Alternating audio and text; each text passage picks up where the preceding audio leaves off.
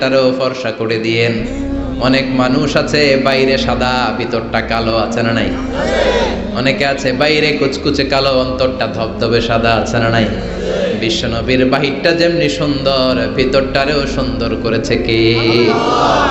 এজন্য মনে থাকবে তো, আয়নার সামনে দাঁড়িয়ে কি পড়বেন? আল্লাহুম্মা, সবাই পড়েন আল্লাহুম্মা হাসানতা খালকি ফাআহসিন খুলুকি। আল্লাহুম্মা হাসানতা খালকি ফাআহসিন খুলুকি। এর মানে হলো আল্লাহ চেহারাটা যেমনি সুন্দর করেছেন আমার আচরণও সুন্দর করে দিয়েন। পড়েন সুবহানাল্লাহ। এই হচ্ছে সংক্ষিপ্তভাবে বিশ্বনবীর দৈহিক গঠন। তিনটার একটা চলে গেছে, বাকিটা শুনতে রাজি আছেন? বাকি দুইটাও শুনবেন? অনেক রাত হয়েছে না? মনোযোগ আছে? কষ্ট হয়ে যাচ্ছে না তো? আবার তাকবীর দেয়া যাবে? জোরে না আস্তে? লিল্লাহি তাকবীর, লিল্লাহি তাকবীর, লিল্লাহি তাকবীর। এবার দ্বিতীয় পয়েন্টটা আমরা শুনবো, the behavioural characteristics of our model. আমাদের বিশ্বনবীর আচরণ কেমন ছিল? কারণ দৈহিক গঠন এটা আল্লাহর দেয়া, এরকম তো আর আমরা সবাই হইতে পারবো না। আমাদেরকে যেমন আল্লাহ বানাইছে ওটাতেই খুশি, ঠিক কিনা? কিন্তু আমার নবীর আচরণ যেমন ছিল সেই আচরণ আমাদের মধ্যে গ্রহণ করার সুযোগ আছে না নাই?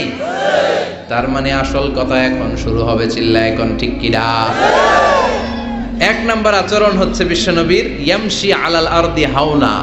জমিনে যখন হাঁটতেন খুব ভদ্রভাবে হাঁটতেন, বিনয়ের সাথে হাঁটতেন। وعباد الرحمن الذين يمشون على الأرض هونا وإذا خاطبهم الجاهلون قالوا سلاما। এজন্য বিশ্বনবীর মতো করে আল্লাহর প্রিয় বান্দারা যখন দুনিয়ার রাস্তার উপর দিয়ে হাঁটে, জমিনের উপর দিয়ে হাঁটে, তারাও বিশ্বনবীর মতো বিনয়ী হয়ে হাঁটে, ঠিক কিনা? এজন্য বিশ্বনবীর মতো বিনয়ী ভাবে হাঁটার চেষ্টা করতে হবে। যুবক ভাইয়েরা, এটা স্পেশালি তোমাদের ওয়াজ, কারণ ৩-৪ জন যুবক একসাথে হইলে রাস্তায় আর কাউরে গণে না, আছে না নাই? করবো এরকম আর না। মুরব্বীদেরকে সম্মান করতে হবে, ঠিক কিনা? যে ছোটদের আদর করে না, যে মুরব্বীদের সম্মান করে না, সে আমার উম্মত হতে পারে না, ঠিক কিনা? এজন্য মুরব্বীদের সম্মান দেখাতে হবে, রাস্তায় বিনয়ের সাথে হাঁটতে হবে। তোমার রক্ত গরম, বয়স এখন 25, তাগড়া যুবক, চিৎকার দিতে পারো, চেঁচামেচি করতে পারো, ক্ষমতা দেখাতে পারো, দাপট দেখাতে পারো। আর পাশের দাড়ি পাকা মুরব্বী, মনে করো না জন্মের পর থেকেই উনি মুরব্বী, উনিও তোমার মতো ছিল, ঠিক কিনা? উনার দাপটেও বাজারটা কাঁপতে শুরু করেছিল, ঠিক কিনা? উনি বাজার দিয়ে হেঁটে গেলে সবাই তাকিয়ে থাকতো, উনিও তাগড়া যুবক ছিল। সময়ের ব্যবধানে আজকে বার্ধক্যে পৌঁছে গিয়েছে। এজন্য যৌবন নিয়ে কোনো অহংকার নাই। জং ধরা যৌবন, রং ধরা যৌবন জং ধরে নাই, জং ধরে শেষ, ঠিক কিনা? আজ আছে কাল নাই। এজন্য ভদ্রভাবে হাঁটতে হবে। বিশ্বনবী ইয়ামশি আলাল আরদি হাওনা, জমিনে যখন হাঁটতেন বিনয়ের সাথে হাঁটতেন। যুবক ভাইয়েরা, ভদ্রভাবে রাস্তায় চলতে রাজি আছনি? সবাই রাজি? যারা হুন্ডা চালাবে তাদের রাজির দরকার নাই, ওরা ইচ্ছা মতো বউ বউ করবে, পুরা এলাকাটারে মাতাবে একসাথে। হ্যাঁ, মাতানো যাবে? যারা হুন্ডা চালাও আরো ভদ্রভাবে, উল্টা পাল্টা জায়গায় হর্ন দেওয়া যাবে না। মুরব্বীদেরকে দেখে, মহিলাদেরকে দেখে সাইড দিয়ে ভদ্রভাবে চলতে হবে। ভদ্রদেরকে সবাই পছন্দ করে, ঠিক কিনা? আর ভদ্রদেরকে দেখলেই বোঝা যায় তার চলনে, তার বচনে, তার কথায়, তার ব্যক্তিত্বে এটার ছাপ থাকে। সুবহানাল্লাহ পড়েন। এরপরে বিশ্বনবীর আরেকটা ক্যারেক্টারিস্টিক্স হলো কানা ইয়াতাবাসসাম, মুচকি হাসতেন। কি করতেন? মুচকি হাসবেন সবাই, কেউ মুখ গোমরা করে রাখবেন না, রাজি আছেন? মুচকি হাসতে পয়সা লাগে না তো হাসবেন না কেন? পয়সা লাগে? আমি একজনকে দেখে একটা মিষ্টি হাসি দিলাম, দিয়ে মুসাফা করলাম, পয়সা লাগছে? কয় টাকা লাগছে? তো মুচকি হাসি দেন না কেন? ওই যে সবাই মুচকি হাসতেছে। সুবহানাল্লাহ পড়েন। হাসি 3 ধরনের, একটা হচ্ছে তাবাসসুম, আর একটা হচ্ছে দেহক, আর একটা কাহকাহা। কাহকাহা দেয়া যাবে না, এটা অট্ট হাসি, হা হা করে যেটা দেয়া হয়, ওই দৈত্য যেরকম দেয়, আলিফ লাইলার দৈত্য, ওই যে আরেকজন হা হা শুরু করছে, তো এটা দেখানোর দরকার নাই, এটা আমি বোঝানোর জন্য বলছি যে হা হা করে যেটা দেওয়া হয় সেটা অট্টহাসি দেওয়া যাবে না। নামাজ দিক দিয়ে মুসাফা শুরু করলে ডান দিক দিয়ে, খাবার বিতরণ করতে শুরু করলে ডান দিক দিয়ে, সব ভালো কাজ ডান দিক দিয়ে শুরু করতে রাজি আছি না নাই? বিষ্ণুনবী মেহমানদারি করতে পছন্দ করতেন। আমরা মেহমান আসলে অখুশি হই, আছে না নাই? এত মেহমান আসে কেন? খাওয়া মুখ করতে, নিজে গই চলে না, মেহমান আসে কেন? আছে না নাই? তো মেহমানকে আপনার রিজিকে ভাগ বসানোর জন্য আসছে মিয়া। আপনার রিজিক দেয় কে? মেহমানরেও দিবে কে? মান কানা ইউমিন বিল্লাহি ওয়াল ইয়াউমিল আখির ফালইউকরিম দাইফা। আল্লাহ বিশ্বাস করে, আখিরাতে বিশ্বাস করে এমন কোন লোক মেহমানের সাথে খারাপ আচরণ করতে পারবে না। মেহমান তার রিজিক নিয়ে আপনার ঘরে এসেছে, মেহমান আপনার রিজিকে বরকত বাড়ানোর জন্য এসেছে, ঠিক কি না? আমরা মুমিনেরা বরকতে বিশ্বাস করি, করেন তো? করেন? 5 লাখ টাকা মাসে ইনকাম, 2 হাতে কামায়, এমনি কামায়, ডান হাতেও কামায়, বা হাতেও কামায়, 5 লাখ। কয় লাখ? একটা হসপিটালের বিল দিতেই চলে যায় 4 লাখ, আছে না নাই? মাস শেষে 1 টাকাও থাকে না, থাকে ঋণ, আছে না নাই? আর বেতন পায় 20,000, বাড়ি ভাড়া 6,000, বাজার করতে 6,000, ছেলে মেয়েদের যায় 6,000, আরো কিছু দান দক্ষিণাও করে ওদিকে 1,000, মাস শেষে আরো থাকে 1,000। সুবহানাল্লাহ। এইটার নাম হলো বরকত, জোরে বলেন ঠিক কিনা? এজন্য 1,000 কোটি টাকার মালিক দেখলে মনে করবেন না অনেক খুশি, অনেক সুখী। সুখ নাও থাকতে পারে, সুখ দেওয়ার মালিক হলো একজন, তিনি কে? টাকা হলে বাড়ি কিনা যায়, গাড়ি কিনা যায়, সব কিনা যায়, কিন্তু সুখ কিনা যায় না। সুখ কিনা যায়? চৌমুহনীতে সুখ বিক্রি করে না? হ্যাঁ, আচ্ছা। টাকা হলে বালিশ কিনা যায়, জাজিম কিনা যায়, ঘুম কিনা যায় না। ফার্মেসিতে ঘুম পাওয়া যায়? 2,000 টাকার ঘুম দেন ডাক্তারকে, দুর্মিয়া আমারই ঘুমে ধরে না, আছে না নাই? এজন্য ধনী হলেই মনে করবেন না সুখ, টাকা যার বেশি রোগ তার বেশি, ঠিক কি না? টাকা যার বেশি ভয় তার বেশি, টাকা যার বেশি চিন্তা তার বেশি, ঘুম নাই, রাতের বেলায় ঘুম হয় না, খালি লাভ দিয়ে ওঠে, আছে না নাই? না জানি দুর্নীতি দমন কমিশন আমার বাড়িতে আইলো, না জানি পুলিশের প্রধান ঢুকলো, না জানি ডাকাতি হয়ে গেল, ঠিক কিনা? আর রিকশাওয়ালার কোনো চিন্তা নাই, কারণ ওর তো কিছুই নাই, ঠিক কিনা? যেখানে রাইত ওইখানেই সব মুখস্থ, যেখানে রাইত ওইখানেই। কোটিপতি, ওর ঘুম হয় না, সব কোটিপতি না, আল্লাহওয়ালা কোটিপতি হালাল পন্থায় কষ্ট করে করে মাথার ঘাম পায়ে ফেলে যারা কামাই করছে, এদের শান্তি ঠিকই আছে, ঠিক কিনা? কিন্তু ডানে বায়ে যাদের কামাই, দেশ খেয়ে ফেলে যারা কামাই করছে, আঙ্গুল ফুলে যারা কলা গাছ হয়েছে, শেয়ার বাজার খাইছে, হলমার্ক খাইছে, দেশটারে যারা খাইছে, এরকম ডাকাত আছে না নাই? এগুলোর কোনো ঘুম নাই, কোন ঠিক কিনা? ঘুম নাই, ঘুম নাই, ঘুম হারাম। 1 ঘন্টা ঘুমানোর জন্য ট্যাবলেট খায় কয়টা? রিকশাওয়ালা ট্যাবলেট খায় নাকি? তো ঘুমের ট্যাবলেটের নামই জানে না, ঘুমের যে ট্যাবলেট আছে ওইটাও জানে না। যেখানে রাইত ওইখানে বিছানায় মাথা লাগতে দেরি, নাক ডাকতে ওর নাকের ডাকের আওয়াজে ট্রাকের ইঞ্জিন ওপেন, ঠিক কিনা? এজন্য মেহমানকে সম্মান করতে বলেছে কে? মেহমান আপনার রিজিকে বরকত দেওয়ার জন্য আসে, আপনার রিজিককে ভাগ করার জন্য মেহমান আসে। বিশ্বনবী সব সময় মেহমানদারি করাতেন, নিজ হাতে ছাগল জবাই করে, ছাগলের গোশত রান্না করে বিশ্বনবী মেহমানদেরকে খাওয়াতেন। পড়েন সুবহানাল্লাহ।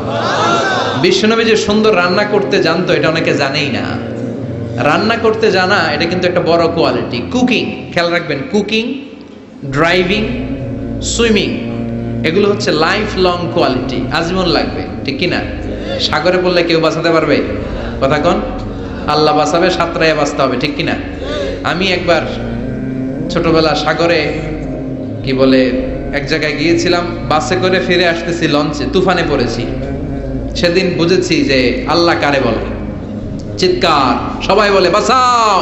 আমি বললাম কে বাঁচাবে? কে? হুজুর আপনি বাঁচান, আপনি দোয়া জানেন, আপনি বাঁচাবেন। আমি বললাম আরে আমি ভালো সাঁতার জানি না, আমি কেমনে বাঁচাবো? আসলে বাঁচানোর মালিক কেউ না, একজন ছাড়া, তিনি কে? আল্লাহ ছাড়া কেউ কোনোদিন কাউকে বাঁচাতে পারে না। এজন্য মেহমানদারি করাতে রাজি আছেন তো? মেহমান আসলে খুশি হবেন, যাই পারেন ভাগযোগ করে খাবো, ঠিক কিনা? কিন্তু বরকত দিবে কে? রিজিকের মালিক কে? বিশ্বনবী সব সময় বিচারে ইনসাফ করতেন। আমাদের দেশে বিচারে ইনসাফ আছে? ইনসাফ প্রতিষ্ঠা হোক আমরা চাই কি চাই না? কোরআন দিয়ে সংসদ চলুক চাই কি চাই না? কোরআন দিয়ে গণভবন চলুক চাই কি চাই না? বঙ্গভবন চলুক চাই কি চাই না? সেনাবাহিনীর ক্যান্টনমেন্ট গুলো কোরআন দিয়ে চলুক চাই কি চাই না? দেশের প্রতিটা আদালত কোরআন দিয়ে চলবে, চিৎকার করে বলেন ঠিক কিনা? ওই কোরআনের আইনের বিরুদ্ধে গেলে আমরা তাদের বিরুদ্ধে চিৎকার করে বলেন ঠিক কিনা? আমরা এই কোরআনের জন্য সব হারাতে রাজি আছি, চিৎকার করে বলেন ঠিক কিনা? কোরআনের আইন দিয়ে বাংলার জমিন চলবে, রাজি আছেন? কারা কারা রাজি হাত তুলে আল্লাহর দেখান।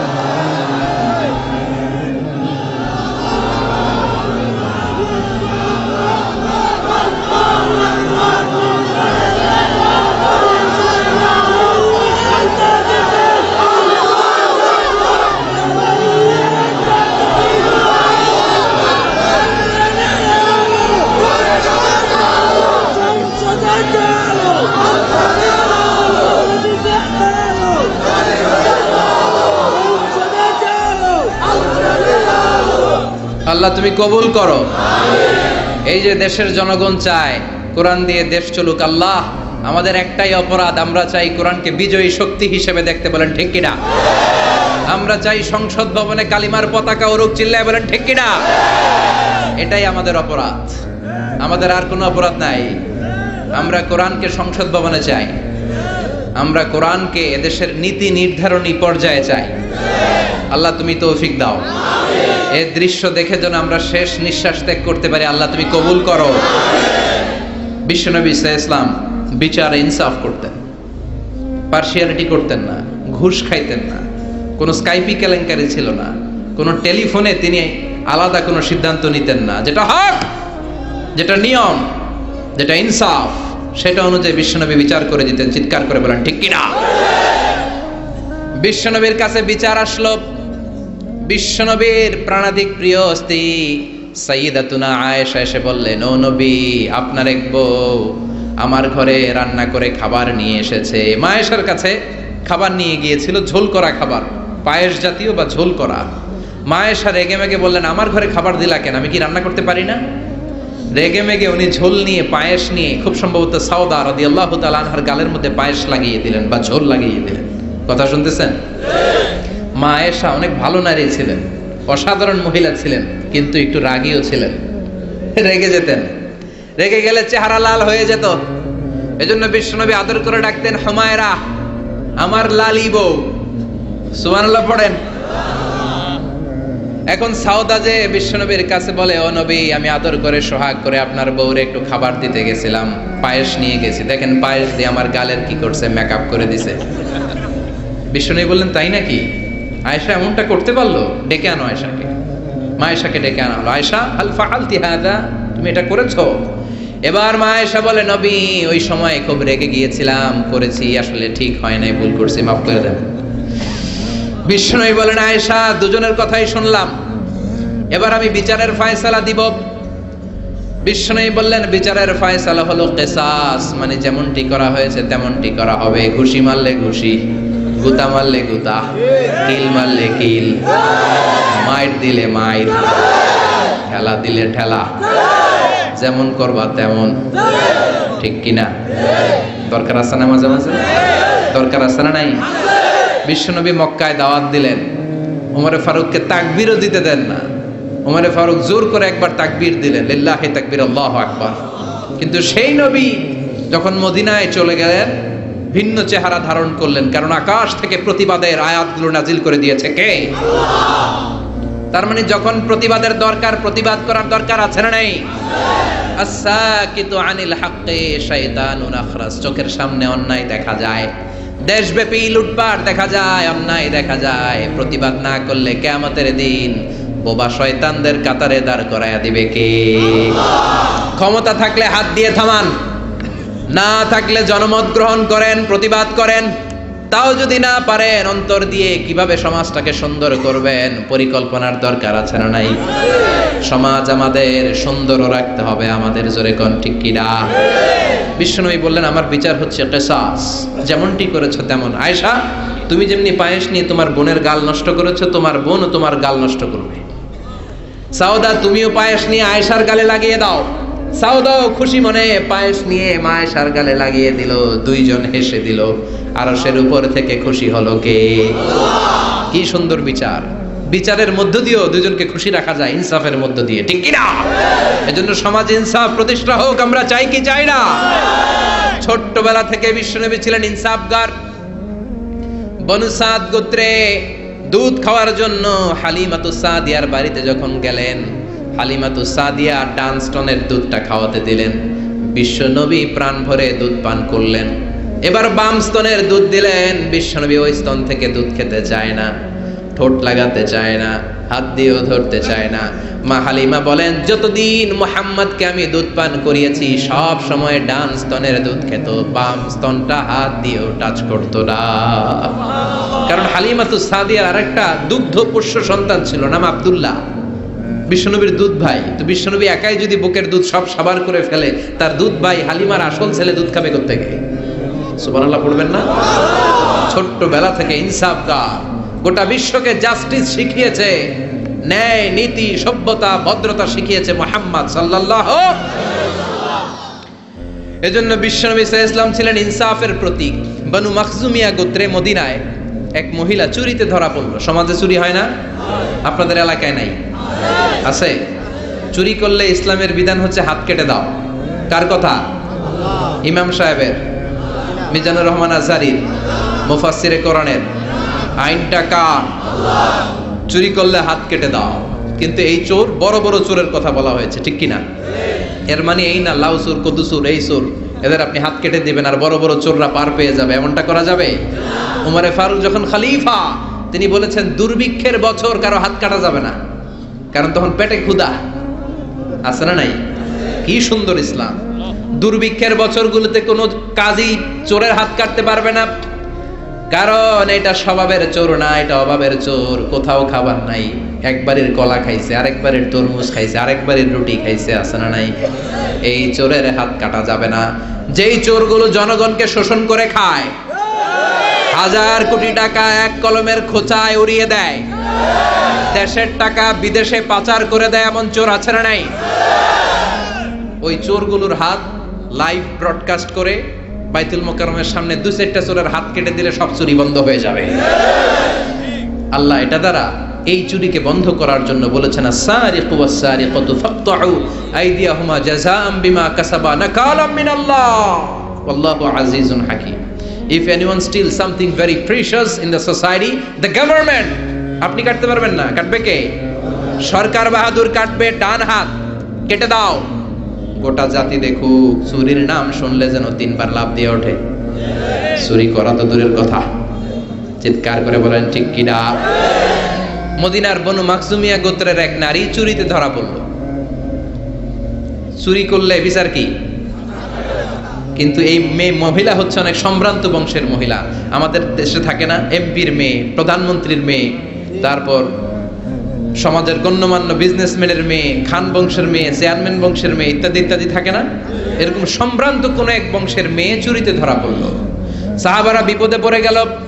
সাহাবারা ভাবলো এখন তো নবী হাত কেটে দিবে, কিন্তু মদিনায় যদি বানু মাখজুমিয়া গোত্রের এই মেয়ের হাত কেটে দেয়া হয়, মদিনার মধ্যে ঝামেলা লেগে যাবে। কে যাবে নবীর কাছে সুপারিশ করতে? উসামা বিন যায়েদকে বলা হলো।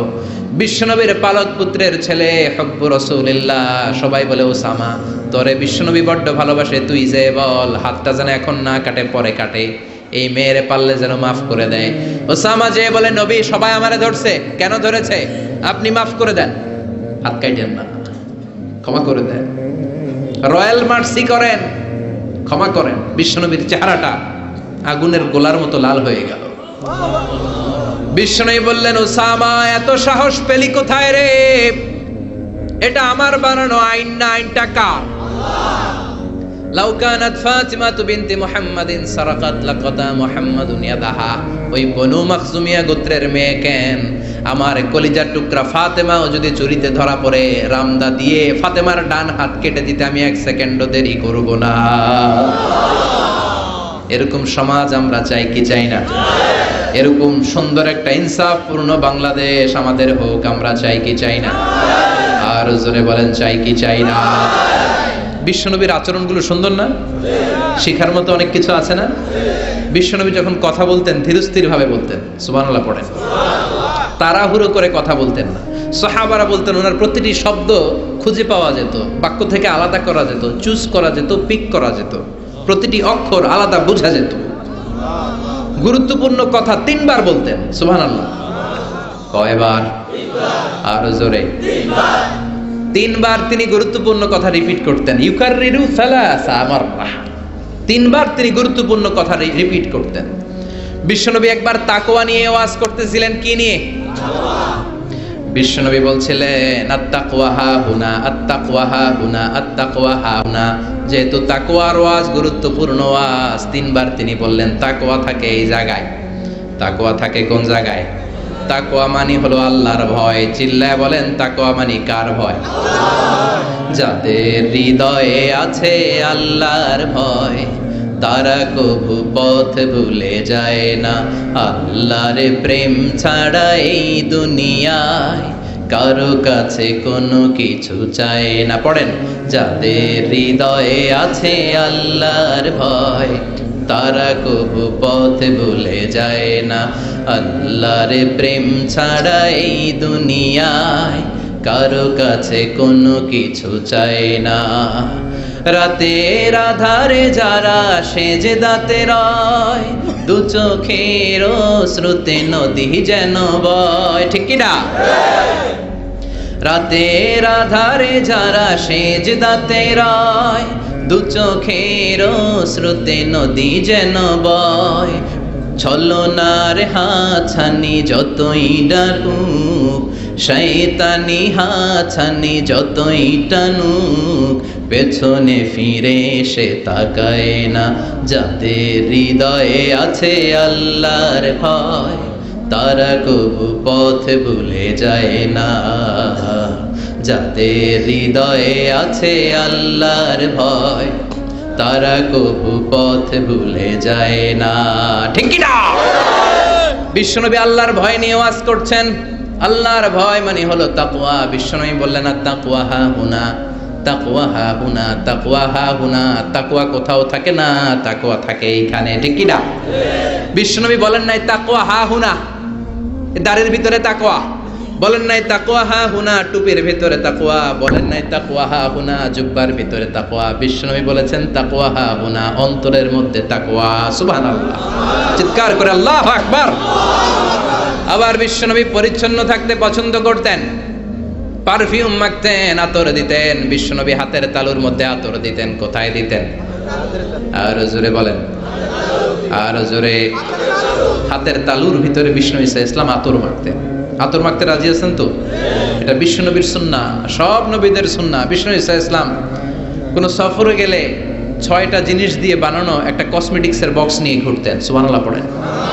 কিসের বক্স? আর জোরে।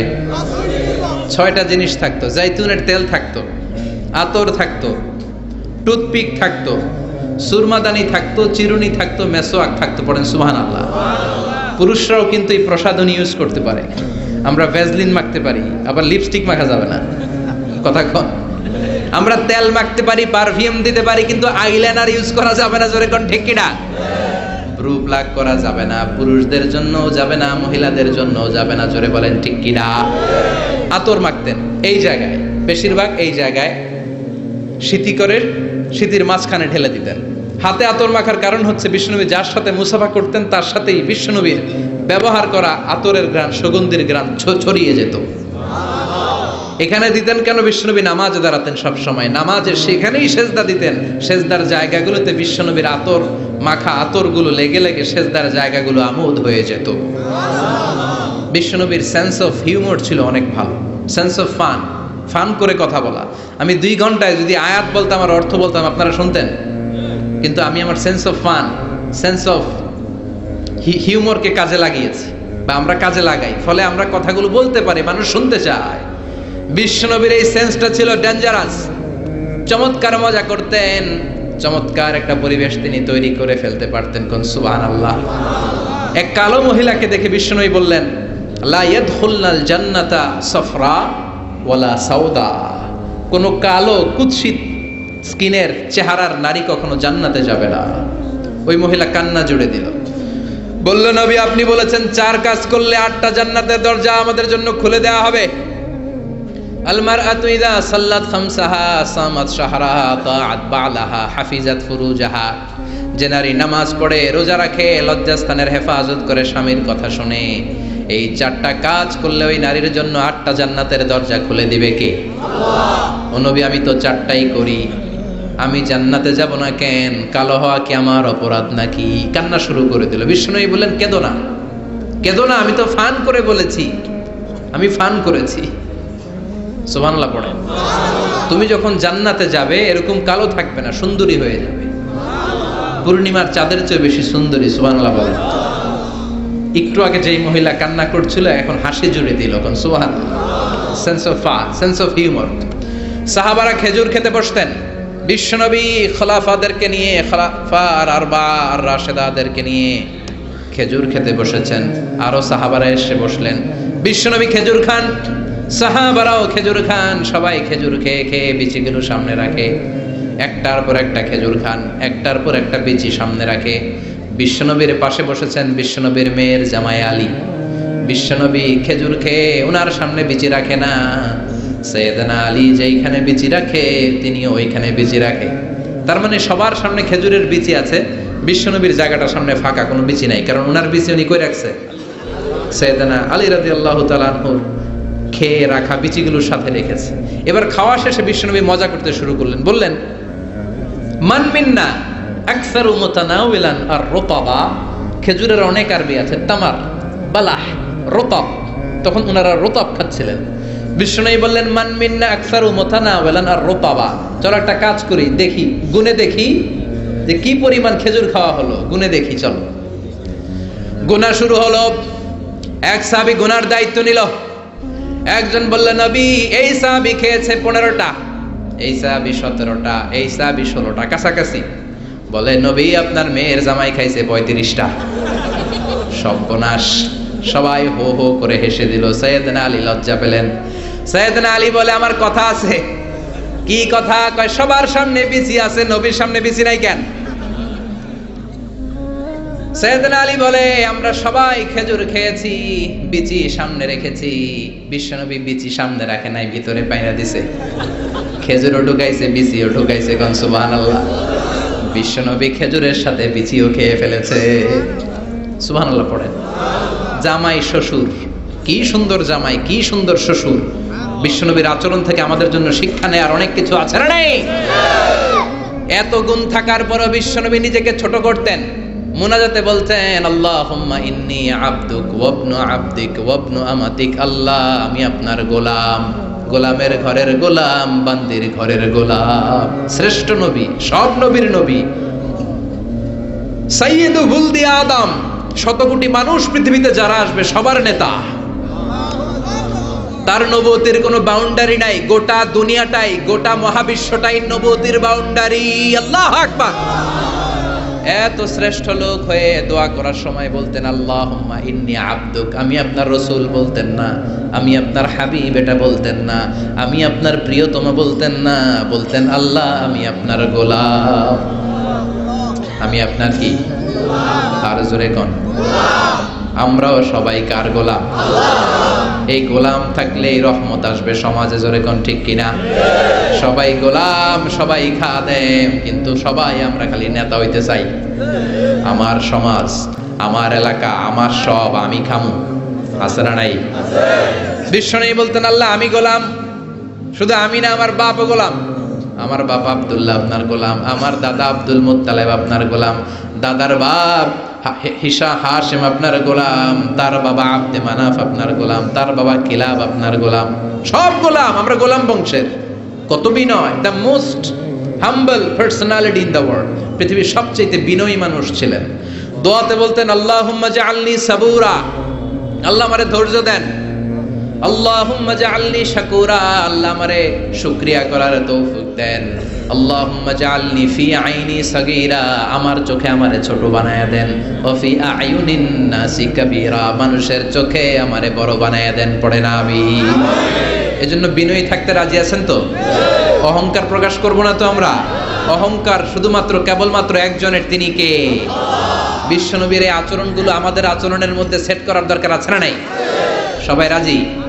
শেষ কথা বলি, বিশ্বনবীর বুদ্ধিভিত্তিক কি কি গুণাবলী ছিল। 1 number, he was a very good mediator. বিশ্বনবী চমৎকার মধ্যস্থতা করতে পারতেন, ঝগড়া লাগলে মিলাই দিতে পারতেন। সুবহানাল্লাহ। এই মিডিয়েটরের কোয়ালিটি অনেকের মধ্যে নাই। আমরা মিলাই দিতে চাই না, আমরা লাগায় দেই। আছে না নাই? 2 গ্রামে মারামারি, আমরা যে আরো বেশি করে লাগায় দেই। আগুন লেগে গেলে পানি দিয়ে নিভানো দরকার, আমরা তেল ঢেলে দেই। আছে না নাই? চাচাবাতি যায় কিলাকিলি, দূর থেকে কয়ে লাগুক, আরো লাগুক, আর একটু খেলা জমুক, এরকম ডাকাইত। আছে না নাই? খেলা জমতে দিবেন নাকি থামায়া দিবেন?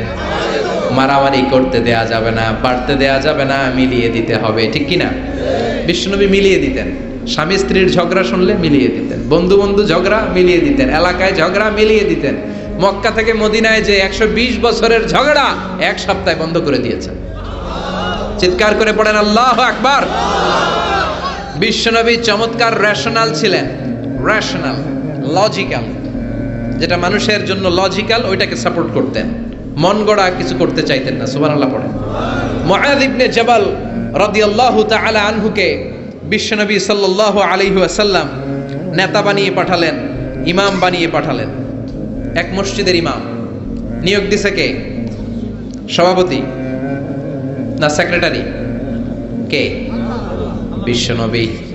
ইমামতির নিয়োগ দিয়েছে কে? আবার কয় আল্লাহ। বিশ্বনবী। মুআয ইবনে জাবাল উনি মাগরিবের নামাজে লম্বা লম্বা সূরা পড়তে শুরু করলেন। আর ওই এলাকার সাহাবীরা ছিল কৃষক সাহাবী, খেজুর বাগানে কাজ করত। কথা শুনতেছেন? আর 2 মিনিট কথা বলবো, মনোযোগ আছে তো? মনোযোগ আছে?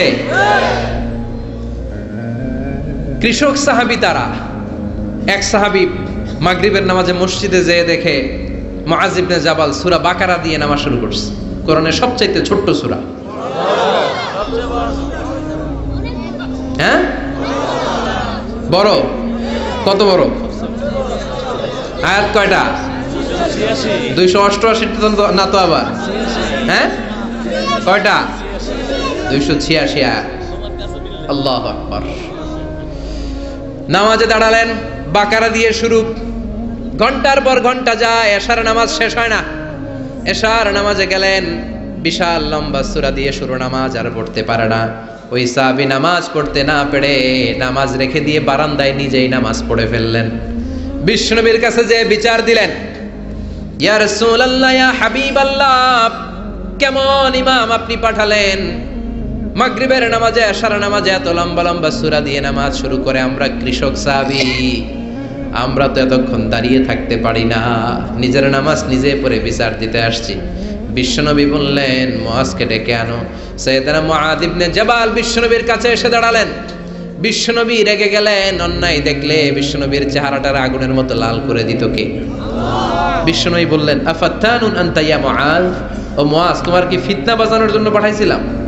তুমি কি ফিতনাবাজ? সমাজে তুমি কি ফিতনা ছড়াতে এসেছো? তোমাকে তো পাঠিয়েছি ঐক্য প্রতিষ্ঠার জন্য। চিৎকার করে বলেন ঠিক কি না? যখন ইমামতি করবা ছোট সূরা নিবা, এমন স্ট্যান্ডার্ডের, এমন মাপের সূরা নিবা যাতে তোমারও কষ্ট না হয়, মুসল্লিরও কষ্ট না হয়। আর যখন সুন্নত নামাজ শুরু করবা, তাহাজ্জুদ শুরু করবা, যত লম্বা পারো পড়ো, কবুল করে নিবে কে? এই জন্য রেশনালিটি, লজিক্যাল অ্যাটিটিউডের দরকার আছে না নাই? মিডিয়েটরের কোয়ালিটি থাকার দরকার আছে না নাই? বিশ্বনবী সব সময় সংঘবদ্ধ জীবন যাপন করতে পছন্দ করতেন। বিশ্বনবী বলতেন, ইদা খারাজা মিনকুম সালাসা ফালিউআমিরু আহাদাকুম, 3 জন যদি কোনো সফরে বেরো, 3 জনের মধ্যে থেকে একজনকে আমির বানিয়ে নিবা। সুবহানাল্লাহ কইবেন না? এজন্য আমির থাকার দরকার আছে না নাই? ভালো নেতার দরকার আছে না নাই? ভালো নেতা আমরা চাই কি চাই না? সবাই চাই, সবাই। আল্লাহ তুমি ভালো নেতা আমাদের জন্য কবুল করো, আমাদের সমাজটাকে শান্তিপূর্ণ করো। বিশ্বনবীর এই যে চমৎকার জীবনী, চমৎকার শিক্ষা, এগুলো যেন আমরা আমাদের জীবনে সেট করতে পারি, সমাজটাকে সুন্দর করতে পারি, তুমি তৌফিক দাও। উঠতেছেন কেন আপনারা? যে দু চারজন মনে হয় উঠতেছেন, বসেন বসেন, আমরা এখনই শেষ করে দিব, কেউ উঠবেন না। বিশ্বনবীর বায়োগ্রাফি পড়তে হবে, বিশ্বনবীর জীবনী পড়া আমাদের প্রত্যেকের জন্য আবশ্যক। প্রত্যেকের ঘরে পেয়ারা নবী বিশ্বনবীর একটা জীবনী থাকা চাই বলে তিনি কোরআনে জানিয়েছেন। আমরা যেন সেই সমস্ত গুণগুলো আমাদের নিজেদের মধ্যে ধারণ করতে পারি। আল্লাহ তাআলা আমাদের তৌফিক দান করুন। আমরা সবাই আওয়াজ করে পড়ে আমিন। প্রিয় ভাই এবং বোনেরা, শুরুতেই একটা ইন্ট্রোডাক্টরি কথা বলে রাখি, ভূমিকা কথা মূল আলোচনায় যাওয়ার আগে। সেটা হচ্ছে আমাদের প্রত্যেকের মনে রাখতে হবে যে আল্লাহ তাআলা ভালোবাসা পাওয়ার প্রধান শর্ত হচ্ছে রাসূল সাল্লাল্লাহু আলাইহি ওয়াসাল্লামকে ভালোবাসা, তার অনুসরণ করা। This is the first and foremost reminder tonight. আজকের প্রথম রিমাইন্ডার এটা যে আমরা যে আল্লাহর ভালোবাসা পেতে চাই, এটার প্রধানতম শর্ত হচ্ছে আল্লাহ রাসূল সাল্লাল্লাহু আলাইহি ওয়াসাল্লামের অনুসরণ করতে হবে। ওনার অনুসরণ বাদ দিয়ে আল্লাহর ভালোবাসা কোশ্চিনকালেও পাওয়া যাবে না। যে আয়াত দিয়ে সূরাত আলে ইমরানের 31 নম্বর আয়াত দিয়ে আমি আমার আলোচনা শুরু করেছিলাম, এই আয়াতে আল্লাহ তাআলা খুব স্পষ্ট করে বলছেন, কুল ইন কুনতুম তুহিব্বুনাল্লাহা ফাত্তাবিউনি ইউহিব্বুকুমুল্লাহ। হে নবী, আপনি বলে দিন যে ওহে আমার উম্মতেরা, যদি তোমরা আল্লাহকে ভালোবাসতে চাও তাহলে ফাত্তাবিউনি, আমি নবীর অনুসরণ করো, তাহলে ইউহিব্বুকুমুল্লাহ, আল্লাহ তাআলা স্বয়ং তোমাদেরকে ভালোবাসতে শুরু করে দিবেন। বিশ্বনবীর ভালোবাসা ছাড়া, বিশ্বনবীকে অনুসরণ করা ছাড়া আল্লাহর ভালোবাসা কোশ্চিনকালেও পাওয়া যাবে। কাজী নজরুল ইসলাম খুব চমৎকার করে ওনার কবিতায় লিখেছেন, আল্লাহকে যে পাইতে চাই হাজরাতের অনুসরণে, আরশ কুরসি লৌহ কালাম না চাইতে পেয়েছে সে, রসুল নামে রশি ধরে যেতে হবে খোদার ঘরে, নদী তরঙ্গে যে পড়েছে ভাই দরিয়াতে সে আপনি মেশে, হাজরাতের অনুসরণে আরশ কুরসি লৌহ কালাম না চাইতে পেয়েছে সে। সুবহানাল্লাহ। রাসূল সাল্লাল্লাহু আলাইহি ওয়াসাল্লামের অনুসরণের মধ্য দিয়ে আল্লাহ তাআলার ভালোবাসাটা অর্জন করতে হবে। এর বাইরে যে আল্লাহ তাআলার ভালোবাসা কোশ্চিনকালেও পাওয়া যাবে না। এবং রাসূল সাল্লাল্লাহু আলাইহি ওয়াসাল্লাম ঠিক যতটুকু করেছেন ঠিক অতটুকুই করতে হবে, এর চেয়ে বেশি করা যাবে না। রাসূল সাল্লাল্লাহু আলাইহি ওয়াসাল্লামের চাইতে কি বেশি মুত্তাকি হওয়া সম্ভব? সবাই বলেন নাই। রাসূল সাল্লাল্লাহু আলাইহি ওয়াসাল্লামের চাইতে বেশি বুজুর্গ হওয়া সম্ভব? ওনার চাইতে বেশি আল্লাহওয়ালা হওয়া সম্ভব? ওনার চাইতে বেশি আল্লাহ তাআলার কাছে প্রিয় ব্যক্তিত্ব হওয়া সম্ভব? কোশ্চিনকালে অসম্ভব। রাসূল সাল্লাল্লাহু আলাইহি ওয়াসাল্লামের সময়কালে কিছু সাহাবারা রাসূল সাল্লাল্লাহু আলাইহি ওয়াসাল্লামের স্ত্রীদের কাছে জানতে চেয়েছিল যে উম্মুল মুমিনিন, আপনারা বলুন যে রাসূল সাল্লাল্লাহু আলাইহি ওয়াসাল্লামের আমল কেমন ছিল। আমরা তো মসজিদে দেখি, বাইরে দেখি, ঘরে ওনার আমল কেমন আমাদের জানতে বড্ড মনে চায়।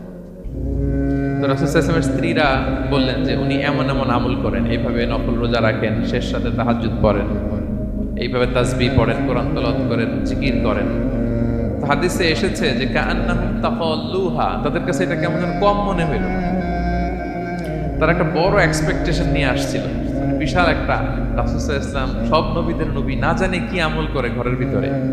কিন্তু যখন রাসূল সাল্লাল্লাহু আলাইহি ওয়াসাল্লাম স্ত্রীদের কাছে শুনলো এই আমল তিনি করেন ঘরের ভিতরে, ওনারা হতাশ। হায়রে, ভাবছিলাম এত এত আমল করে, এই মাত্র এরকম আমল করে, এগুলো তো আমরাও করি। কাআন্নাহুম তাকাল্লুহা, হাদিসে এসেছে ওনাদের কাছে এটা খুব কম মনে হইলো। তো তারা একে অপরকে বলতে লাগলো যে এর কারণ হচ্ছে কদ গুফিরা লাহু মা তাকাদ্দামা মিন যামবিহি ওয়া মা তাআখার, আল্লাহ তাআলা তো রাসূল সাল্লাল্লাহু আলাইহি ওয়াসাল্লামের আগের পরের সব গুনাহ মাফ করে দিয়েছেন। ওনার তো আদতে কোনো গুনাহই নেই, কিন্তু আল্লাহ তাআলার ঘোষণা হচ্ছে, নবী হে, আপনার আগের পরের সব গুনাহ আমি মাফ করে দিলাম। তো সাহাবারা বলতেছেন এর কারণ হচ্ছে ওনার কোনো গুনাহই নেই, সব মাফ, এজন্য ওনার কম করলেও হয়, আমাদের তো এত কম করলে চলবে না। কথা বুঝতে পেরেছেন? তো ওনারা ভাবলো যে না, আমাদের তো আমল বাড়াইতে হবে। তো কি করতে হবে? একজন বলল, আমি সারা রাত নামাজ পড়বো, আমি আর ঘুমাবো না। এখন থেকে সারা রাত কি করব? নামাজ পড়বো, আমি আর ঘুমাবো না। আরেকজন বলল, তাহলে আমি সারা বছর রোজা রাখবো, রোজা ভাঙবো না, সারা বছর টানা রোজা, যেহেতু বেশি বেশি করতে হবে। আরেকজন বলল, আমি স্ত্রীদের সাথে আর মেলামেশা করবো না, আমার স্ত্রীদের সাথে আমি আমার মতো বৈরাগ্য জীবনযাপন করবো। এই কথা যখন রাসূল সাল্লাল্লাহু আলাইহি ওয়াসাল্লাম শুনলেন, রাসূল সাল্লাল্লাহু আলাইহি ওয়াসাল্লাম ওনাদেরকে ডেকে পাঠালেন, ডেকে বললেন, আনতুমুল্লাযীনা কুলতুম কাযা ওয়া কাযা, তোমরা কি এমনটা এমনটা বলছো? তারা ভয়ে বলতেছে, ইয়া রাসূলুল্লাহ, জি আমরা তো এরকম করে ফেলছি, বলে ফেলছি।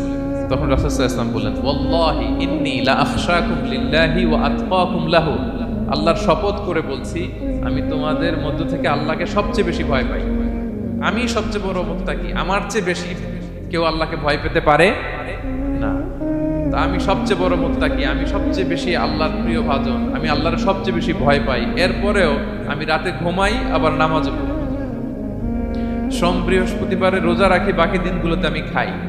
আমার তো 11 জন স্ত্রী, আমি সবার সাথে মেলামেশা করি। কই স্ত্রী মেলামেশায়, রোজা রাখা না রাখায়, রাতে ঘুম এবং তাহাজ্জুদ, এই যে ব্যালেন্স করে যে আমি জীবন পরিচালনা করি, এতে আমার মুত্তাকি হইতে তো কোনো সমস্যা হয়নি। আমি শ্রেষ্ঠ নবীর এই মর্যাদা অক্ষুণ্ণ রাখতে তো আমার সমস্যা হয়নি, তোমাদের সমস্যা কোথায়? তখন তিনি একটা অসাধারণ উক্তি করেছিলেন। তিনি বলেছিলেন, ফামান রাগিবা আন সুন্নতি ফালাইসা মিন্নি, যে আমার সুন্নতকে অবজ্ঞা করে, মানে আমার যে পন্থা এটা অনুসরণ না করে অন্য কিছু যে করতে চায়, ফালাইসা মিন্নি, সে আমার দলভুক্ত নয়। আল্লাহু আকবার! কি ভারসাম্যবোধ, কি ব্যালেন্সড লাইফস্টাইল, কি পরিমিতি বোধ তিনি আমাদের শিখিয়েছেন। তাহলে বোঝা গেল সারা রাত ইবাদত করলেই ওইটা শ্রেষ্ঠ ইবাদত হয় না। কারণ রাসূল সাল্লাল্লাহু আলাইহি ওয়াসাল্লাম ঘুমাতেন, আবার ইবাদত করতেন, স্ত্রীদের সাথে মিলতেন, সামাজিক কাজ করতেন, মাঝে মাঝে নফল রোজা রাখতেন, মাঝে মাঝে অনেকদিন রাখতেন না। This is balance, this is Islam. এবং এর চেয়ে শ্রেষ্ঠ ইসলাম আর হতে পারে না। তার মানে বোঝা গেল রাসূল সাল্লাল্লাহু আলাইহি ওয়াসাল্লামের চাইতে যদি এক কাঠি বেশি বোঝেন আপনি, এটা ইসলাম হবে? এটা হবে বাড়াবাড়ি, ঠিক কি না? রাসূল সাল্লাল্লাহু আলাইহি ওয়াসাল্লাম যেমনটি করেছেন, ঠিক তেমনটি করার নাম ইসলাম। এবং এভাবেই আল্লাহ তাআলার ভালোবাসা পাওয়া সম্ভব, এছাড়া পাওয়া সম্ভব। তাহলে মূল আলোচনায় যাওয়ার আগে এটা হচ্ছে ইন্ট্রোডাক্টরি পয়েন্ট 1, যে আল্লাহ তাআলার ভালোবাসা পাওয়ার 1 নম্বর শর্ত হচ্ছে রাসূল সাল্লাল্লাহু আলাইহি ওয়াসাল্লামের অনুসরণ। তার চেয়ে যদি বেশি ইবাদত করেন, ওইটা ইসলাম নয়। তার চেয়ে বেশি বুজুর্গি দেখাইতে গেলে ওইটা বুজুর্গি নয়। তিনি যেমন যেমন করেছেন ঠিক তেমন তেমন করার নামই ইসলাম, এবং সেটার মাধ্যমে আল্লাহ তাআলার ভালোবাসা পাওয়া সম্ভব। এই পয়েন্টটা বুঝছেন না সবাই? আচ্ছা, ইন্ট্রোডাক্টরি পয়েন্টের 2 নাম্বার কথা হচ্ছে, আমরা কি করে বুঝবো যে আল্লাহ তাআলা আমাদের ভালোবাসেন? কিভাবে বুঝবো যে তিনি আমাদেরকে পছন্দ করেন, ভালোবাসেন? এটা বোঝার কিছু সিস্টেম আছে। 1 নম্বর সিস্টেম হচ্ছে, আপনি জাস্ট দেখুন যে আপনি নিজেকে কোন কাজে ব্যস্ত রেখেছেন। আপনি আপনাকে কোন কাজে ব্যস্ত রেখেছেন, আপনার লাইফস্টাইলের দিকে তাকান, লুক অ্যাট ইউর লাইফস্টাইল, আপনি নিজেই বুঝে যাবেন। আপনি যদি দেখেন যে না, আপনার ভালো ভালো কাজে আপনার ব্যস্ততা, আপনার এঙ্গেজমেন্ট ভালো লোকদের সাথে, আপনার সার্কেলটা ভেরি গুড সার্কেল, ভালো কাজে আপনার মন টানে, আপনি ভালো কাজ করেন, যদি আপনার কার্যক্রম এরকম হয়, তাহলে বুঝে নেবেন আল্লাহ তাআলা আপনাদেরকে ভালোবাসেন। আলহামদুলিল্লাহ। আর যদি দেখেন না, যত আকাম কুকাম আছে, ওইটার সবার আগে আপনি, যেই কাজে আল্লাহর ক্রোধ আসে, আল্লাহ রাগ হয়ে যান, যেই কাজ ইসলামে করার নিষেধ, যেটাতে তার অসন্তুষ্টি, ওই কাজে আপনার এঙ্গেজমেন্ট, ইনভলভমেন্ট, আপনার সার্কেলগুলোও এরকম, তাহলে বুঝে নেবেন আল্লাহ ভালোবাসা, এই মহা সৌভাগ্য আপনার কপালে জোটে নাই। তাহলে এটা হচ্ছে একটা সিস্টেম। আল্লাহ আপনাকে ভালোবাসেন কিনা এভাবে বুঝবেন যে আপনি নিজেকে কোন কাজে ব্যস্ত রেখেছেন, একটু দেখুন, আপনি মিলাতে পারবেন। 2 নম্বর পদ্ধতি হচ্ছে এটা বোঝার যে তিনি আমাকে ভালোবাসেন কিনা, সেটা হচ্ছে পৃথিবীবাসী আপনাকে ভালোবাসে কিনা এটা একটু দেখেন। এই পৃথিবীর ভালো মানুষগুলোর কাছে আপনার একটা গ্রহণযোগ্যতা আছে কিনা এটা দেখেন। এটা দেখলে আপনি বুঝতে পারবেন। সহিহ মুসলিমের একটা ছোট্ট হাদিস শেয়ার করি। রাসূল সাল্লাল্লাহু আলাইহি ওয়াসাল্লাম বলেছেন যে ইন্নাল্লাহা ইযা আহাব্বা আবদান দাআ জিবরিল ফাকালা ইন্নী উহিব্বু ফুলানান ফাহিব্বা। আল্লাহ তাআলা যখন কোনো বান্দাকে ভালোবাসে তখন তিনি জিবরাইলকে ডেকে বলেন, হে জিবরাইল, আমি আমার এই বান্দাকে ভালোবাসি, তুমিও তারে ভালোবাসো। ফায়ুহিব্বুহু জিবরিল, জিবরাইল আলাইহিস সালাম তারে ভালোবাসতে শুরু করে। শুধু এখানেই না, সুম্মা ইউনাদি ফিস সামা, তারপরে তিনি আকাশে একটা অ্যানাউন্সমেন্ট করেন। ফায়াকুল, তিনি বলেন যে ইন্নাল্লাহা ইউহিব্বু ফুলানান ফাহিব্বু, ও আকাশবাসীরা, ও ফেরেশতারা, আল্লাহ তাআলা তার এই বান্দাকে ভালোবাসে, তোমরা সবাই তারে ভালোবাসো। তখন ফায়ুহিব্বুহু আহলুস সামা, গোটা আকাশবাসী তারে ভালোবাসতে শুরু করে, মানে ফেরেশতারা। তো আল্লাহ তাআলা এবং সকল ফেরেশতারা যখন তাকে ভালোবাসতে শুরু করে, রাসূল সাল্লাল্লাহু আলাইহি ওয়াসাল্লাম বললেন সুম্মা ইউদাউ লাহুল কবুলু ফিল আরদ, তখন পৃথিবীতে তার গ্রহণযোগ্যতা বাড়িয়ে দেওয়া হয়, তার অ্যাকসেপ্টেন্স বাড়িয়ে দেওয়া হয়, সবার কাছে তার একটা গ্রহণযোগ্যতা আছে, সবাই তাকে ভালোবাসে। এটা হচ্ছে একটা পদ্ধতি যে আল্লাহ তাআলা আপনাকে ভালোবাসে কিনা আপনি নিজেই বুঝবেন, যে পৃথিবীবাসী আপনাকে ভালোবাসে কিনা, আপনার কলিগরা আপনাকে ভালোবাসে কিনা, আপনার বন্ধুরা আপনাকে ভালোবাসে কিনা, আপনার নেইবররা আপনাকে ভালোবাসে কিনা, পৃথিবীর ভালো মানুষগুলোর কাছে আপনার গ্রহণযোগ্যতা আছে কিনা। যদি থাকে, বুঝবেন আল্লাহ তাআলা আপনাকে ভালোবাসেন, ঠিক কিনা? আল্লাহ তাআলা আমাদেরকে যেন ওই কাতারে শামিল করেন, আমরা পড়ি আমিন। তাহলে আলোচনার টপিক, আল্লাহ তাআলা যাদেরকে ভালোবাসেন। শুরুতে আমরা জানলাম ভালোবাসার পদ্ধতি হচ্ছে, প্রক্রিয়া হচ্ছে একটাই, রাসূল সাল্লাল্লাহু আলাইহি ওয়াসাল্লামের পুঙ্খানু অনুসরণ, তার চেয়ে বেশিও না কমও না, হুবহু অনুসরণ, ঠিক কিনা? 2 নম্বরে জানলাম কি করে বুঝবো, নিজের দিকে তাকান, আপনি কি করেন, what's your activity, what's your engagement, নিজেই বুঝবেন। আর দেখেন যে আশেপাশের মানুষ আপনার ব্যাপারে কি বলে। পৃথিবীবাসী যদি আপনারে পছন্দ করে, তার মানে আল্লাহ তাআলাও আপনারে পছন্দ করে। সবাই বুঝতে পেরেছেন? আচ্ছা, এবার সরাসরি কোরআনে চলে যাই, মূল টপিক বিশ্লেষণে। আল্লাহ তাআলা অনেক শ্রেণীর ব্যক্তিকে ভালোবাসেন বলে তিনি ঘোষণা করেছেন। তিনি বলেছেন যে আমি তাদেরকে ভালোবাসি। এর মধ্যে 1 নাম্বার হচ্ছে আল মুহসিনুন। একটু আমার সাথে সাথে বলেন, আল মুহসিনুন। মুহসিনুন মানে হচ্ছে যে ইহসান করে, মানে অন্যের প্রতি অনুগ্রহ দেখায়, অনুগ্রহশীল, অন্যের প্রতি দয়াশীল, অনুগ্রহশীল, এই সমস্ত বান্দাদের আল্লাহ ভালোবাসেন। আল্লাহ বলেন, ওয়া আনফিকু ফি সাবিলিল্লাহি ওয়া লা তুলকু বিআইদিকুম ইলা তাহলুকা ওয়া আহসিনু ইন্নাল্লাহা ইউহিব্বুল মুহসিনিন।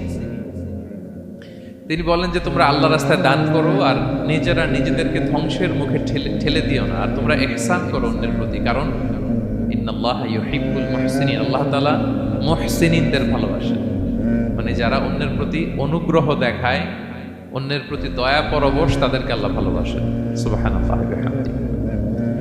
তাহলে পেয়ে গেলাম, মিলায় নেন যে অন্যের প্রতি সফট কর্নার, অন্যের প্রতি দয়া, অনুকম্পা, হেল্পিং হ্যান্ড, হেল্প করার মানসিকতা, অন্যের দুঃখে কাদা, এই মাইন্ডসেট, এই মেন্টালিটি আমাদের আছে কিনা একটু মিলিয়ে নেন। না থাকলে রিমাইন্ডার হিসেবে নেন যে আমরাও যেন মুহসিনুনদের কাতারে শামিল হতে পারি। ইহসান এটা অনেক বড় তবকার একটা আমল। ইবাদতেও ইহসান লাগবে, ইবাদতের বাইরে সামাজিক কর্মকাণ্ড, রাষ্ট্রীয় কর্মকাণ্ড, সব কাজে আল্লাহ তাআলা এই ইহসানকে আবশ্যক করেছেন। অনুগ্রহ, অন্যদের প্রতি অনুগ্রহশীল হওয়া। ইবাদতে ইহসানটা কেমন? সাইয়েদনা জিবরাইল আলাইহিস সালাম রাসূল সাল্লাল্লাহু আলাইহি ওয়াসাল্লামকে জিজ্ঞেস করেছিলেন যে ইয়া রাসূলুল্লাহ ফাখবিরনি আনিল ইহসান, ইহসান আবার কি, আমাকে একটু বলেন। তো ইবাদতে ইহসানটা কেমন? রাসূল সাল্লাল্লাহু আলাইহি ওয়াসাল্লাম বললেন যে ইহসান হচ্ছে আন তা'বুদাল্লাহা কাআন্নাকা তারাহু ফাইন লাম তাকুন তারাহু ফাইন্নাহু ইয়ারাক। তুমি এমন ভাবে ইবাদত করবে, তুমি ভাববে যে তুমি আল্লাহকে দেখছো, তুমি আল্লাহকে দেখে দেখে ইবাদত করতেছো, এরকম ভাবো না একটু। আর এটা ভাবতে যদি কষ্ট হয়, অন্তত এতটুকু তো ভাবো যে আল্লাহ তোমায় দেখছেন। এতটুকু ভাবা যাবে না? আমরা যখন নামাজ পড়ি, আমাদের প্রত্যেকটা সালাতের মুহূর্তে আমাদের এটা ভাবতে হবে যে আল্লাহ তাআলা কিন্তু আমাকে দেখছেন। এই যে আমি ফিস করে সুবহানা রাব্বিয়াল আলা পড়ি, সুবহানা রাব্বিয়াল আযীম পড়ি, আমি তাসবিহ পড়ি, আমার রুকু সেজদা সবকিছু আমার আল্লাহ দেখছেন। এই সেন্স, এই অনুভূতি যদি আপনার মধ্যে থাকে, এটাই হচ্ছে ইবাদতের ইহসান। আর ইবাদত ছাড়া আমাদের দৈনন্দিন কাজ, পারিবারিক কাজ, সামাজিক কাজ, এই সমস্ত কাজেও কিন্তু আল্লাহ তাআলা ইহসানকে আবশ্যক করেছেন। প্রিয় ভাই বোন, অন্যের প্রতি অনুগ্রহ করাটাকে তিনি কি করেছেন? আবশ্যক করেছেন। একটা ছোট্ট হাদিস শুনি। হাদিসে রাসূল সাল্লাল্লাহু আলাইহি ওয়াসাল্লাম ইরশাদ করছেন যে ইন্নাল্লাহা তাবারাকা ওয়া তাআলা কাতাবাল ইহসানা আলা কুল্লি শাই। আল্লাহ তাআলা সব কিছুর উপর ইহসানকে আবশ্যক করেছেন, সব কিছুর উপর। মুমিনের সব কাজে ইহসান থাকতে হবে, অন্যের প্রতি অনুগ্রহের পরশ থাকতে হবে। এবার মজার একটা পার্ট আসছে হাদিসে, খেয়াল করে শুনি। রাসূল সাল্লাল্লাহু আলাইহি ওয়াসাল্লাম বলেন, ফাইদা কাতালতুম ফাআহসিনুল কিতলা। আল্লাহ তাআলা সব জায়গায় ইহসানকে আবশ্যক করেছেন, এমন কি ফাইদা কাতালতুম, যখন তোমরা কতল করবে কাউকে, ফাআহসিনুল কিতলা, ইহসানের সাথে কতল করো। সুবহানাল্লাহ বললেন না? প্রসঙ্গটা কি? হত্যা। প্রসঙ্গটা রাষ্ট্রীয় কাজে, হয়তো ডেথ পেনাল্টি, তার মৃত্যুদণ্ড দিতে হবে। রাসূল সাল্লাল্লাহু আলাইহি ওয়াসাল্লাম বলেন, ফাইদা কাতালতুম ফাআহসিনুল কিতলা, মৃত্যুদণ্ড দিবা কিন্তু ইহসানের সাথে দিবা। আপনি চাইলেই তার কান কেটে ফেলতে পারবেন না, তাকে শ্বাসরুদ্ধ করতে পারবেন না, পেট্রোল দিয়ে তার দেহ জ্বালিয়ে দিতে পারবেন না, চাইলেই এই দেহটাকে আপনি নষ্ট করতে পারবেন না। রাষ্ট্রীয় কাজে বিচারে সাব্যস্ত হয়েছে, তার এখন ডেথ পেনাল্টি, মৃত্যুদণ্ড কার্যকর করবেন, ঠিক আছে, কিন্তু সেখানে ইহসানের সাথে। ফাইদা কাতালতুম ফাআহসিনুল কিতলা, মৃত্যুদণ্ড কার্যকর করার সময় ইহসানের সাথে করো। ওয়া ইদা যাবাহতুম ফাআহসিনুয যাবাহা, জবাই করার সময় ইহসান করো। সুবহানাল্লাহ। করতেছি জবাই, করতেছি কি? তো মেরে ফেলতেছি প্রাণীটাকে খাওয়ার জন্য, স্লটারিং, লিটারালি আমি ছুরি চালাচ্ছি ওর গলায়, ফিনকি দিয়ে রক্ত বেরোবে এখনই, মেরে ফেলতেছি। কিন্তু যা মনে চায় আপনি কোপাতে পারবেন? কুরবানির পশুকে কষ্ট দিতে পারবেন না। আমরা এই ভুলটা করি। রাসূল সাল্লাল্লাহু আলাইহি ওয়াসাল্লাম দেখেন আরো স্পেসিফিক করে বলছেন যে ওয়ালিউহিদ্দা আহাদুকুম শাফরাতাহু ওয়ালিউরিহ যাবিহাতাহু, তোমরা জবাইয়ের সময় তোমাদের ছুরিটাকে ধার করে নিও, যাতে করে প্রাণীটা কম কষ্ট পায়। সুবহানাল্লাহ। আমরা অনেক সময় ভুল করে ফেলি। আমরা গরু শোয়ানোর পরেই রশি কোথায়, এই ছুরি কোথায়, এই কষাই কোথায়, এই যে 7 জনের নামে জবাই হবে এদের নাম কোথায়, গরুটাকে আমরা কষ্ট দিচ্ছি। রাসূল সাল্লাল্লাহু আলাইহি ওয়াসাল্লাম বলে না, মুমিনের প্রতিটি কাজে ইহসানের পরশ থাকে। তারা প্রাণী জবাই করবে ঠিকই খাওয়ার জন্য, কিন্তু এখানেও ইহসান করতে হবে, ঠিক কিনা? তারা মৃত্যুদণ্ড কার্যকর করবে, ডেথ পেনাল্টি রাষ্ট্রীয় আইনে, কিন্তু যেমন মনে চায় তেমন করা যাবে না, ওইখানেও ইহসান রাখার দরকার আছে না নাই? প্রিয় ভাইয়েরা, এই ইহসানকে যারা মেনটেন করে জীবনের সব কাজে, আল্লাহ তাদেরকে বড্ড ভালোবাসে, বড্ড পছন্দ করে। সো আমরা যেন সবাই সবার প্রতি ইহসান করি।